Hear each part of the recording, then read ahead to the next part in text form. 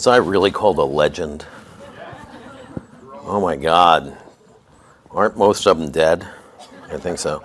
So, first of all, I think I saw Batman vs. Superman here. Okay, it really was a dreadful movie. I'm hoping for a better outcome, but I just time will tell. I did, by the way, going in, you all have a thanks card, right? That is good for a latte. We call that a thanks a latte and a brownie. Because if you're going to hear me for 25 minutes, a little bit of caffeine and sugar is really required. So enjoy that with our compliments.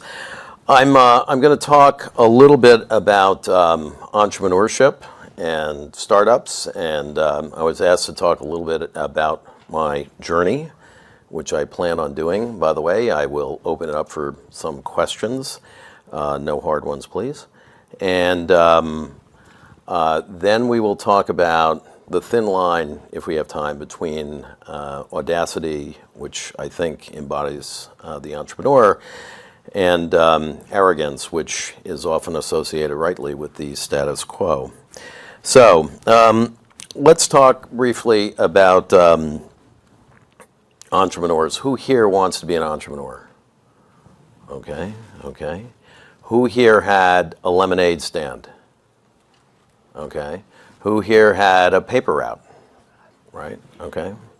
So basically, I do, if it's not an entrepreneur's gene, it's something that you had when you were young, and it stays with you. And you're always thinking about businesses, you're always thinking about ways of making money. The money itself, and this has been talked about a lot, but it's true, is not the prize. What is the prize is that sense of accomplishment and that sense of competition, that you made more money on your paper route than anybody else, and you delivered more papers, and it really does start young. Apropos that, a story that is just going to stay in this room. I was invited several years ago to see the MIT lab, startup lab, which is actually quite the facility. And there was about a dozen people sitting in the conference room, and they hand me a book, right? A book. And the book is The 24 Steps of Being an Entrepreneur, right? 24 steps. So all I could think about is, oh my God, I didn't read chapter 13. I missed a step. I can't be an entrepreneur anymore. So I then got the book, and I tried to be as graceful and gracious as I could. And I said, you know, you are missing something. You're missing step number 25. And they go, we're missing step number 20. You're missing step number 25. They said, what's that? And I said, burn this book. Okay? There is no book on entrepreneurship. The old saw about, having electricity in your head when you're taking a shower is absolutely true. I wish you can take lightning in the bottle and put some of these ideas together, and you can do it in a programmatic way, but frankly, it just doesn't work that way. I get ideas from reading. Reading is a good thing, by the way. I get ideas from talking to people. I get ideas by actually talking out loud to other people. By the way, if I'm having a conversation with you and I have an idea while I'm having that conversation, I own the intellectual property. Just want to let you know. So I do think it's something that you're born with. And by the way, if that doesn't sound like you, that's okay, because the entrepreneurs need a lot of help because they're unbridled, right? They have no governor, right? They have no editor, and they need one. So you can be part of that and part of that ecosystem and not be the entrepreneur themselves. I have a quote here from Steve Jobs, and I think that expresses entrepreneurship very well. I think it was part of an ad, right? Was that part of his 1984 ad? Jobs was, by the way, the greatest entrepreneur of all times. We will never have another one. I mourn his passing. He transformed not one, not two, but 6 industries. And he did it in just miraculous and creative style. And Jobs said, here's to the crazy ones, the misfits, the rebels, the troublemakers, the round pegs in square holes, the ones who see things differently. They are not fond of rules. Oh my God, we hate rules. Hate rules. I say of entrepreneurs that they think gravity does not apply to them, that if there's a four-way stop, that means gun the engine because the other schmuck is stopping. See things differently. You can quote them, disagree with them, glorify or vilify them. Please don't. But the only thing you cannot do is ignore them, because they change things. They push the human race forward. And while some may see them as crazy, we see genius, because the ones who are crazy enough to think that they can change the world are the ones who do. So it's an amazing and powerful thing, but if you think of all the things that we have, it really is due to somebody who dared to be crazy, somebody who dared to think different. We had Sir Isaac Newton said, if I see further, it's because I stand on the shoulders of giants, right? So invention is highly iterative and highly compounding. It stands on top of yesterday's inventions. We can talk about a million people. I'm going to talk a little bit about Henry Ford, right? So Henry Ford, in a day and age where automobiles were a cottage industry, right? And the average car cost $3,000. Ford made a car that cost $300. Can you imagine that? 90% discount. And Ford did something else extraordinary. Of course, he built the assembly line, but he paid his workers $5 a day when $2 was the going rate. Why? Well, in 60 days, they could buy a Ford. And what better way can you advertise your own product than to have all the people that are building your car driving your car, right? And in case you are confused about which came first, chicken or egg, in the case of the automobile, it was the chicken, right?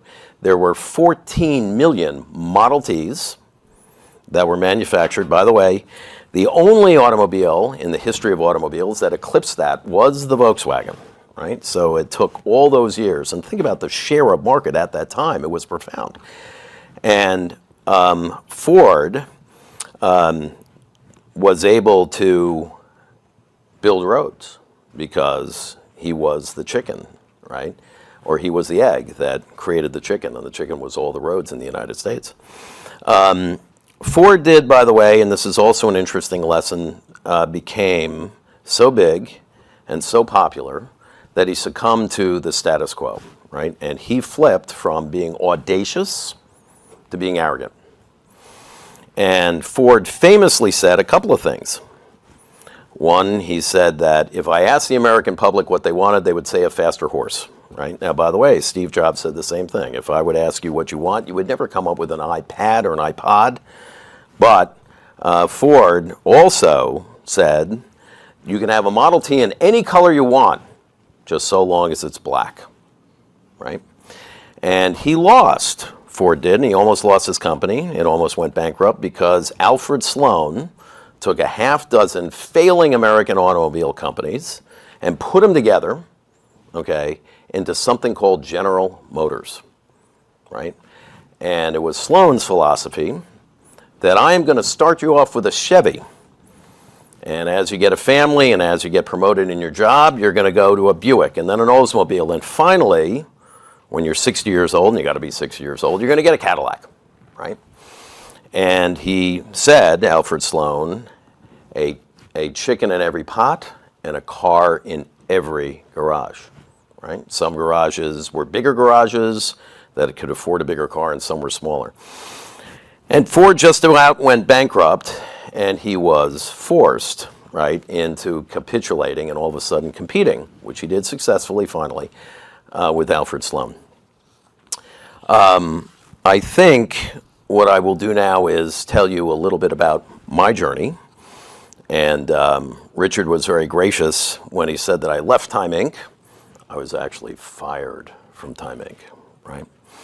And sometimes people say, what type of an entrepreneur are you? And I say, I'm a breech birth entrepreneur, right? And my wife says, that is disgusting. So I'm an accidental entrepreneur.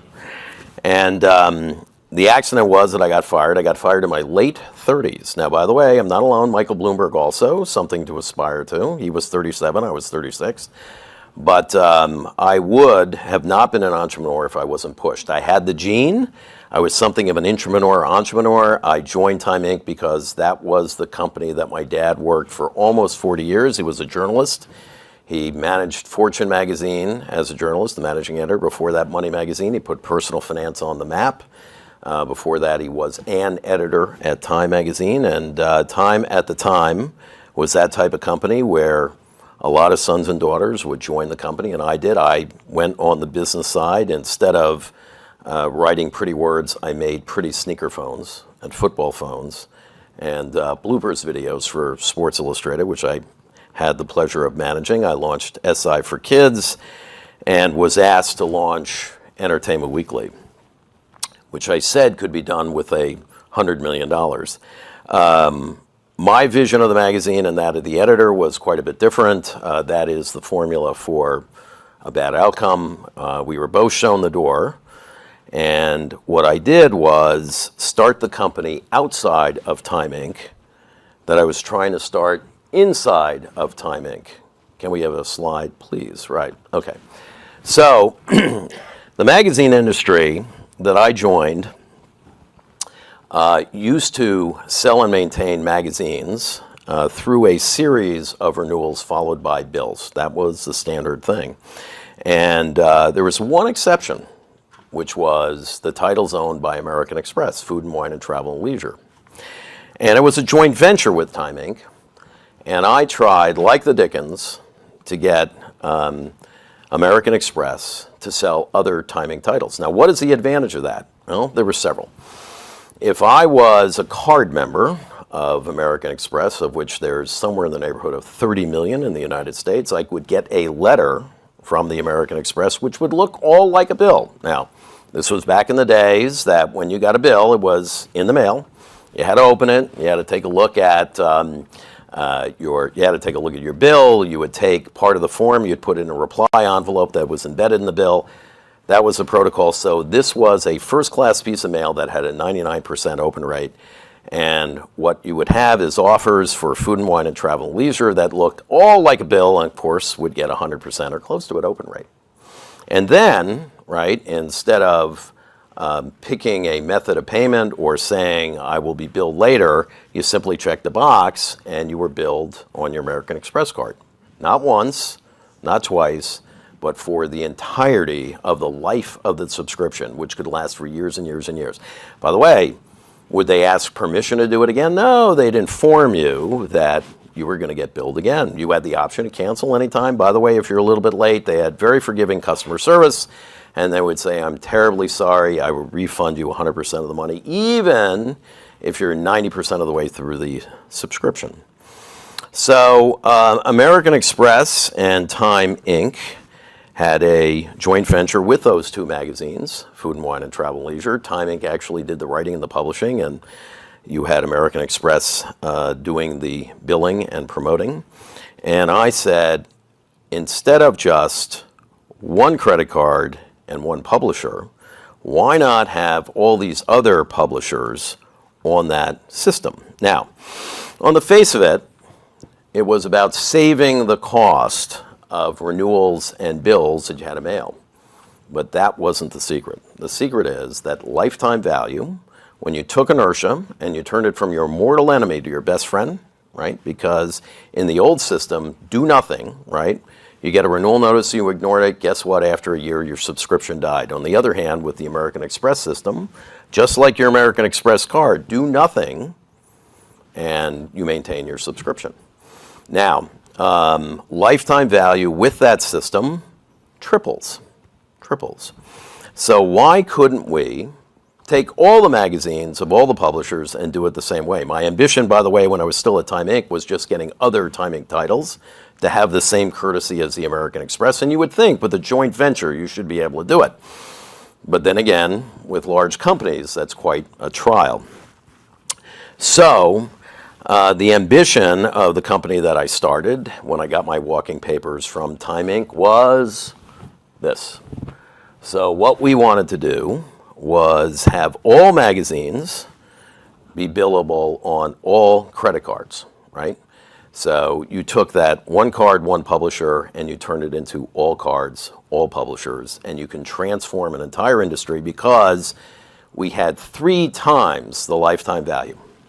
Now at the time, there was 2 giant muscular competitors, American Family Publishers and Publishers Clearinghouse. How many people have heard of those companies? A few of you. You're old, right? And that's because they're artifacts of history. And we won the war the same way Grant won the Civil War, which is we had 3x the lifetime value. It didn't mean that we had to be as smart. It just meant that we couldn't be 3 times more dumb, right? Because we had that much more rocket fuel in order to invest in customer acquisition. So we did something else, which is we owned the customer relationship cradle to grave. We're so sophisticated or so advanced in our thinking that we made our publishers dial down the renewal notices and bills. When you thought about that, it's totally redundant. Why confuse the customer? And they got to save a whole lot of money in doing so. And we became so big and so powerful as part of the magazine industry that we represented about 14% of all circulation of the magazine industry in the United States. We went to the EU. We never got quite that big in Europe, but we did have a nice position in Europe. And it was very interesting what happened with that perch. What happened with that perch, because we're not just 14%, we're a very valuable, reliable, recurring part of that 14% of your subscriptions. And by definition, we are a little more upscale than the average bear, right? Now you would say, well, everybody has a credit card, but you know what? If you have 5 credit cards, we're hitting you 5 times, okay? And therefore, what we found is that if a publisher was going to launch a magazine, we became the launch-friendly vendor. That was not true in the industry, but we were the launch-friendly vendor. They came to see us first, and they were really showing us the business plan, and they were asking for our help. So I'd have Condé Nast and Hearst and all these companies coming and saying, Michael, can we have your help? Can we have your support when we are launching this brand new title? Now you might ask, is this such a revelation that the entirety of the magazine industry did not figure this out, right? And they intuitively knew about the power of a credit card, right? And if you could put the magazine on a credit card. The problem is it was tried many times and always failed, right? And part of the reason why it failed is that the magazine industry had trained its customers that that you would get a free trial, and if you liked the magazine, you'd pay for the magazine. But if you didn't want to do that, you didn't pay for the magazine. The bills would just come, you would ignore them, and what are they going to do, put you in magazine jail? Actually, that sounds pretty fun, right? A whole bunch of magazines. Anyway, so you weren't about to go into magazine jail, and but the reason why it didn't work is that the point of view was always incorrect. Okay, except for American Express. With American Express, it started with the credit card. It was the credit card asking for the magazine. For the rest of the industry, it was the magazine asking for the credit card. They were going from the outside in and not the inside out. So when we launched Synapse, okay, we changed the point of view. We were always the credit card asking for the magazine. In the very beginning, it was quite literal. We went to all the credit card issuers, American Express, Capital One, Citibank, and we told them, you need a magazine program. And they said, I do? I said, yes, you definitely need a magazine program. And they go, wow, that sounds very convincing. Okay, we need a magazine program. So we started out with all the credit card companies, and then we went to fish where the fish are. Now, back in the day, catalog sales, you look at the catalog industry and the magazine industry, and there were parallel industries. There were car magazines and car catalogs, golf magazines and golf catalogs. And if you were Golf Smith, You would populate your phone room because that's how you ordered. You sent out a catalog and people would call in with the order. And when you called in, of course, I had to have a bespoke labor force picking up the phone, okay, and answering all my golf questions, right?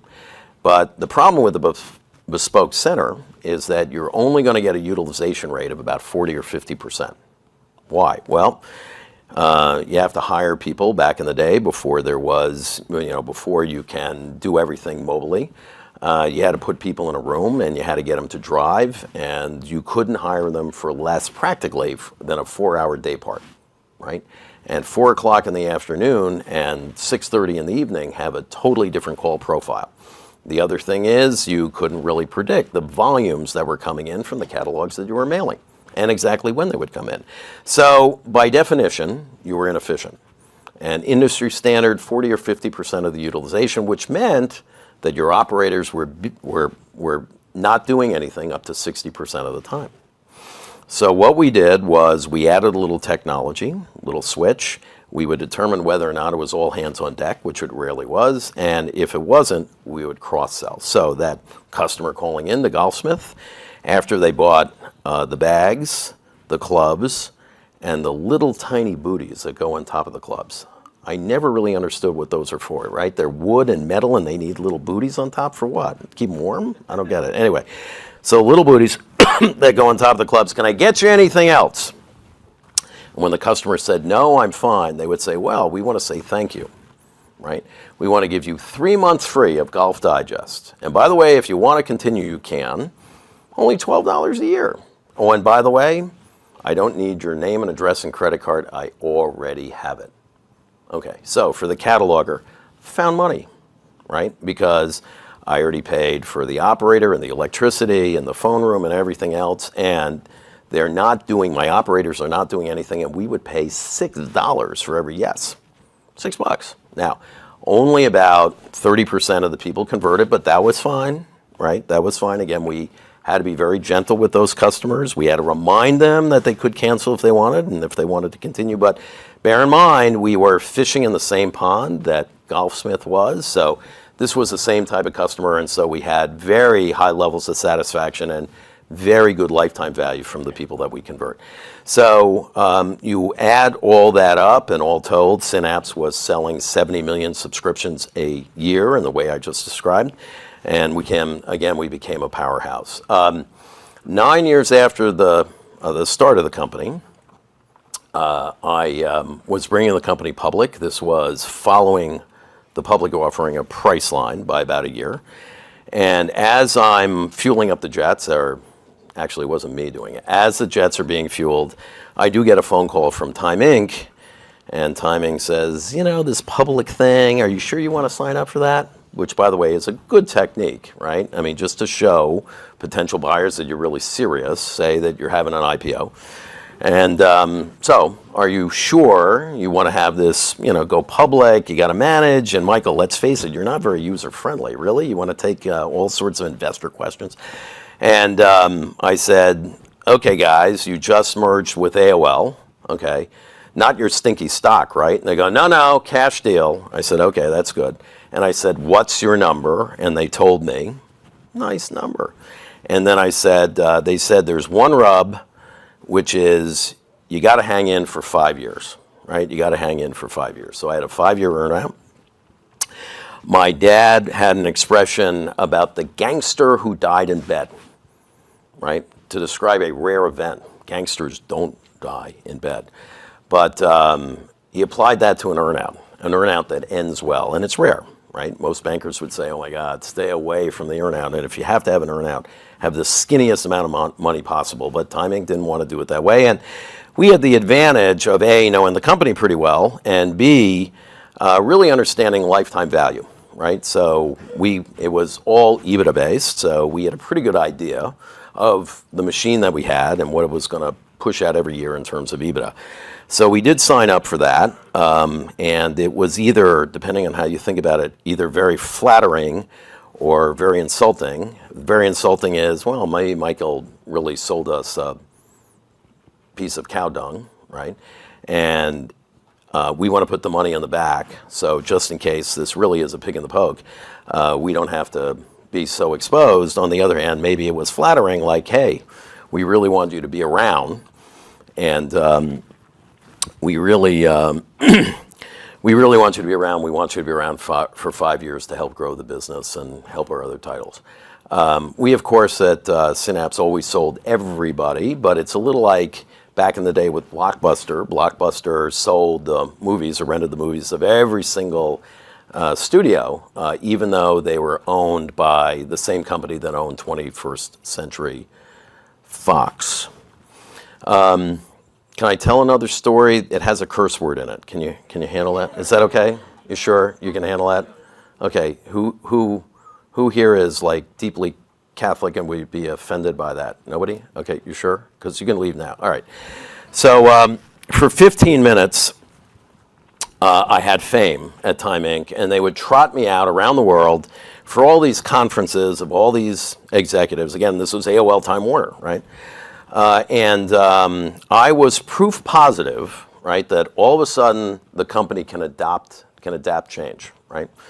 And Time Inc., frankly, wasn't very good at adapting to change. And I'll tell you another story, but I'll get back on point, which is back in the 80s, a little company approached Sports Illustrated again and again and again and begged to be bought by Sports Illustrated. And Sports Illustrated thought about it, and they said, you know what? We were started by Hank Luce in 1923, and Hank would be rolling over in his grave if we bought a TV company, so no. And that little company was ESPN, okay? And the price was $60 million, right? That was the price that was on the table, and they were saying, please buy me, right? Because Time Inc. also, by the way, had cable assets, so please buy me. And in the end, they say, no, we're a magazine company. You know, we're not a sports company. We're not about journalism and sports. We're a magazine company. And so they said no. Okay. But so my story is they would trot me out for my 15 minutes. And it was really to illustrate that, you know, this AOL Time Warner had learned, right? And they are embracing entrepreneurs for the first time ever. And they would bring me out on stage, and they'd have a journalist interview me, and they would say, so Michael, you know, you used to work, your dad worked at Time Inc. for almost 40 years, you worked there for about 8 years, then we fired you, ha ha ha ha ha, right?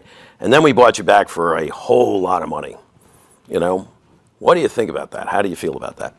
And I said, it feels great, actually. No, I said, I said all the right things, and in the audience, in one of these meetings, one of these worldwide meetings, was the guy who pulled the trigger, right? You always need a trigger man, right? You always get into, in my case, it was the map room at Time Inc. Now, the map room is where the board met, right? So a guy like me would not be invited up to the map room unless it was really bad or really good, and the likelihood is it was really going to be bad. So they invited me up to the map room, and it was just me and this other guy. Okay. This other guy. That means I should hurry up, or Katie needs a new watch. I haven't figured out. Okay. So this guy, the trigger man, happened to be in the audience, right? Happened to be in the audience. And after I was done with my talk, he came to the dais and he said, Michael, I'm really happy you exercised restraint. And I said, well, Mike, his name happened to be Mike. Well, what do you mean by that? And he said, well, when the question came up about how you were fired and you were the most expensive rehire in Time Warner history, I'm really happy that you didn't say, and it was that motherfucker over there! I didn't say that, but he was happy, and he said it just like that. I was thinking of giving him 1 share of stock, but I didn't do that either.